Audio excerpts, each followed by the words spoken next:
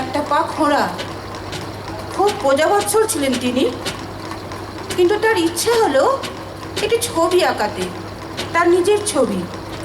কিন্তু ডাক পড়লো বড় বড় শিল্পীদের, কেউ আসে না। কেন? রাজার এই বিকৃত চেহারার ছবি এঁকে তারাকে মৃত্যুমুখে পতিতে হবে। কেউ যখন আসে না, তখন একজন এসে তার প্রতিকৃতি, তার ছবি এঁকে দিল। ছবিটি কিরম? শিকারী, যে চোখে অন্ধ, সে চোখে বন্দুক ধরা, আর যে পাটি খোঁড়া সেটি তার শিকারের বেশ, শিকারের যে পশ্চার হয় সেইটা। সেই ছবি দেখে শুধু রাজা নয়, সব শিল্পীরা হাততালি দিয়ে উঠলেন। কাজেই সব অসুন্দরের মধ্যেই সুন্দর আছে, সেই সুন্দরকে খুঁজে নিতে হয়।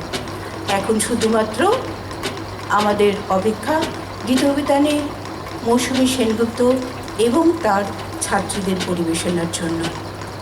আমি শাশ্বতীকে মাইক্রোফোন তুলে দিচ্ছি।